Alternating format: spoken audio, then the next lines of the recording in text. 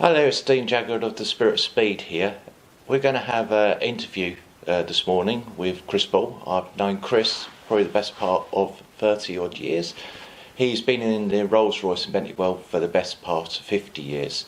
We're going to hear some stories about the time he's at Hythe Rd in London, which was a Rolls-Royce service centre. So it should be quite interesting interview about his time, his stories about when he was there, when he was an apprentice, and just general information about the place. So I hope you enjoy the interview. To the Spirit of Speed, Chris. Right, thank you. Pleased to meet you, mate. Basically, Chris is here today. He's going to have an interview about his time at Rolls-Royce Hythe Rd in London. He's going to give us a bit more information about his time there and what sort of things went on down there. So if you could just tell us about your time there, Chris. I mean, when you started there, or how you started out there. Well, going back to the beginning, I was brought up in West London, lived right near the M4 motorway. Dreadful. I left school. I was coming up to leave school, and I really, to be honest, didn't know what I wanted to do. Right. Everybody seemed to be going into working in banks or computerised things, but I was more interested in. I used to like woodwork and metalwork at school. Right. Okay. Drawing. Yeah. So I thought, well, perhaps an apprenticeship is a way to go. Yeah. But I didn't really know. But my mum said to me, you know, your uncle works at the Rolls-Royce factory. Right. In Willesden, the main London depot. Okay. What did he do there? He was he worked in the parts department, but he was the union works convener. Right. So he was pretty well in the know there. But so I thought, well, yes, I quite fancied it. I didn't know anything about cars, to tell the truth, because my dad never had a car. Right. And I didn't actually know anybody that did have one in my family. Right, okay. Everybody used public transport and things in those days, you know. So I thought, yeah, well, if I'm going to be an apprentice, I might as well work for Rolls-Royce. Right. You know, go for it. Yeah. So I applied, and it was apparently quite difficult to get in there. So what year was that, Chris? 64. Right, okay. Back in those days. Back in the day? Yeah, but it was quite difficult to get in, and I think, well, just to go over that, Rolls-Royce was almost like a family concern. Right, okay. When I actually went there, I realised there was lots of fathers, sons, uncles, cousins that worked there. It was quite a family That was your way in, basically. It seemed to be. A family thing, sort of thing. Right, I went for the interview and got in, but I never knew if it was my uncle's influence or not, or whether they just had to employ me. I just didn't know that. No, okay.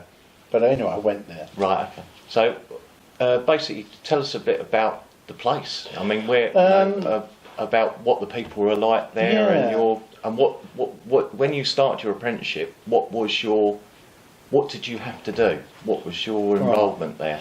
Well, the factory itself was just a smaller version of the main factory at Crewe, really. Right. There were several hundred people worked there. It was quite a big place. It was 3 levels. Yeah.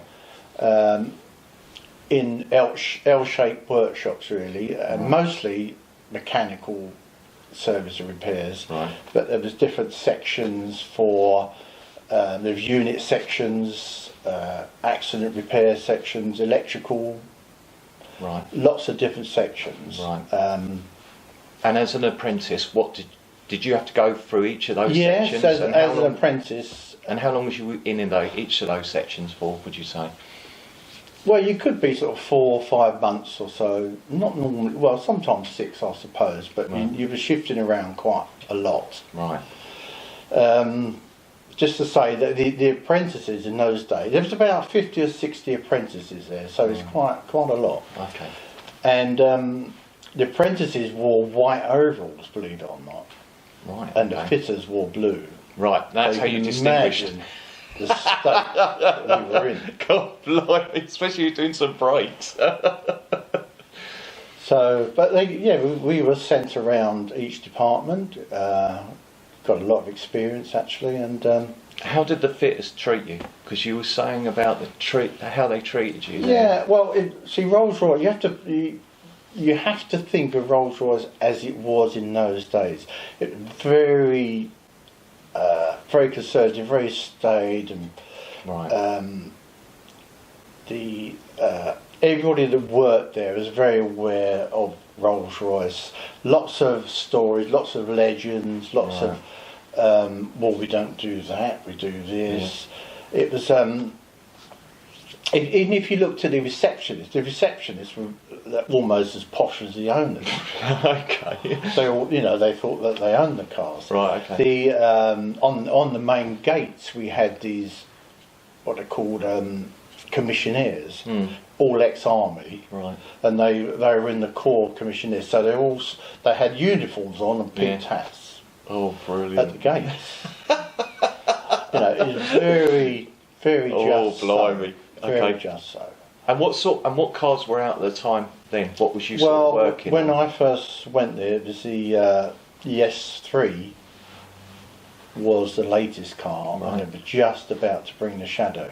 Right. So you was on the flip side to Yeah. So going on to monocoque. That's right. Yeah. Because the Silver Shadow and the S series, that was all known as the SY series. Nobody ever said, "Oh, you're working on a Shadow or Bentley T or whatever, or Corniche." Right. It was all thrown in as an SY. So that was the code for that. For that it was the code for that series of car. And which did you prefer? Did you prefer working on the S types or the Shadows at the time, or? No, I like the S type. Was quite an old-fashioned basic car. Yeah. The Shadow brought in a lot, like you're saying, A lot of technology. Yes, there was a lot of very hydraulic, lot of high-tech stuff. So did you like sort of moving on with that kind of? Yes, I did like to think I was sort of specialised in the SY series, really, because that was all new to me, in the new car. I wanted to work on the later cars. So you quite enjoyed working on the Shadows, things like that? Yeah, it was, because they also, at Hythe Road, they also had their own school of instruction, where you would go over and learn what was going on. So it was a little training centre or something? Yeah, it's quite a big training school. People used to come from the agents, the Rolls-Royce agents, in the whole of the country, to the training school. Right, okay. Because even though Hythe Road was the main Rolls-Royce service centre, sorry, a lot of the guys were trained at Hythe Road and they would go out to the agents. Oh, right, so that's how it worked then, was it? Yeah. Oh, blimey, I didn't Some know of the big agents, Barclays, Man Egerton's, a lot of those don't exist now, but yes, they normally fed the guys out from there. Right, that's interesting. Around. Oh, I didn't know that. Right. So what was your typical day there, would you say? What was your working hours? And well, 8 o'clock until it's 4:15 actually, in those days. Okay. Did you have a tea breaks? Yes, we had tea break morning, afternoon. Right. But as an apprentice, it was, nowadays apprenticeships seem very easy going, but then you were expected to toe the line a bit more. You were given, you worked with a fitter, and in those days there was still a lot of the older guys there that had actually been in the Second World War. A lot of these old boys, and they didn't suffer apprentices very easily. No, okay. So you had to make sure that their tools were all in their box and cleaned. Right. These are certain expectations from yes, you. Right. Anything that was missing, you get the big verbal hairdryer treatment. You had to rush off and find it. Right. Pretty okay. smartish. So that was your sort of role with them as such. Yeah. It sounds strange, but the guy I worked with originally, Bill, he was an older guy. Now, my main job, he told me, was when the tea trolley came round at 10 o'clock, I had to be in the front of the queue with his cup. My cup was irrelevant. Yeah. As long as I was in the front of the queue with his cup. And he would saunter along when he was ready and come up to the front of the queue. I was out. Right, okay. And he was at the front of the queue. Right. And then, if I didn't have my cup, then I'd go off and find mine Right. and join the back of the queue. So, was you allowed to get involved with certain jobs on your own, or was you more or less... Really. No. Not really. You were expected, really, to be taking a note of what was going on and feed the tools required. Right, okay. You would watch and think, oh, well, he needs a certain tool, a certain spanner. Depending on who you work with, as you got older, near the end of your apprenticeship, you would be doing jobs under supervision. But just to say, at Rolls-Royce, everything was inspected. Right. Everything. So did you have job cards at all? Yes, we had job cards, and we also had, every section had their own inspector. Right, okay. So it didn't matter who did it, it was inspected, signed off. Yeah. So nothing was left to chance. Right, and then the car was taken to the test department, road test department. They would take it out on the road, test it, bring it back to your section for the after test. Did you ever get involved with the testing? Did you go with the testers? Yeah, we had I went in the test section for a while, yeah. Right. And did they have specific routes they went on and... Well, it was in the London area, actually, right in the middle of things. So we would go, depending on time of day, where the traffic was. But yes, we'd go on some of the big roads. The A40 was there. Right. A lot of awful lot of traffic going into London itself. So we had to be careful where we went, otherwise get stuck in traffic. But, and did you do any of the driving at all when the testing side of things, or was you just had to be a passenger? Well, you weren't allowed to drive a Rolls-Royce until you were 23. Right, okay. For the company. Right, okay. And then you had to pass a driving test. You'd get what they called, it was drivers that drove on the premises and then drivers on the road. It was two different things. Oh, I see. Right, okay. The other thing was you were saying about the brakes, and you were saying about the machine you had to use for the brakes. Yeah. What was that? If you explain to people what that just a specific job you was doing. Yes, in those days they were very much because there was a strong union there. Everything was just so. In the summer, the windows had to be open, in the winter had to be closed. And they were very concerned about the temperatures in the workshops. You know, it's all. Oh, I see. Really. Right. Okay. But it was all just so, and you weren't allowed to touch certain things because that was somebody else's job. Oh, it was like not that. yours. Oh, I see. Yeah. And things like, as you were saying, when you remove the brake drum, there's an awful lot of brake dust in there. So and asbestos. Yes, in those days, that was the basis of brake linings, wasn't it? The asbestos content. So you would never be able to blow it off of an airline. You had to have this almost like an enclosed cowling that would fit over the brakes.